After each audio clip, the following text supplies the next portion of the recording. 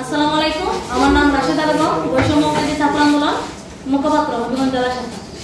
আমার সাথে অনেক অন্যায় অবিচার হয়েছে, যার কারণে আমাকে মানসিকভাবে হেনস্থা করা হয়েছে, আমার সম্মান নিয়ে টানাটানি করা হয়েছে, হবিগঞ্জবাসীর কাছে ছোট করা হয়েছে, আমাকে লাঞ্ছিত করা হয়েছে, আমাকে মিথ্যা অপবাদ দেওয়া হয়েছে। এই প্রতিবাদে এবং আমাকে অনেক সাইবার বুলিংয়ের শিকার হইতে হয়েছে, আমার নয় বাজে বাজে পোস্ট করা হয়েছে, আমার সম্মান হানি করা হয়েছে। সেই প্রতিবাদে আমি আজকেই হবিগঞ্জ সদর থানায় একটা মামলা দায়ের করব, আপনাদেরকে আমি জানাই রাখি।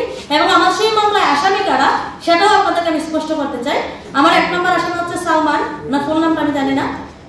2 নম্বর হচ্ছে সামির শাকির নাফি, 3 নম্বর হচ্ছে আরিফ তালুকদার, 4 নম্বর হচ্ছে মাহাদি হাসান, 5 নম্বর হচ্ছে ফুকন মোল্লা, 6 নম্বর হচ্ছে ইমন শেখ, 7 নম্বর হচ্ছে রকি, 8 নম্বর অন্তর, 9 নম্বর হাফেজ কারি, উনি আজমিরগঞ্জ বাড়ি, আর একজন হচ্ছে 10, ওনার নাম হচ্ছে হৃদয় বাহুবল। আমার সাক্ষী আছেন, আমি সাক্ষীগুলো আপনাদেরকে স্পষ্ট করে বলে দিতে চাই। আমার সাক্ষী প্রথম হচ্ছে মাহমুদা আপু, উনি জানেন সবকিছু এভরিথিং।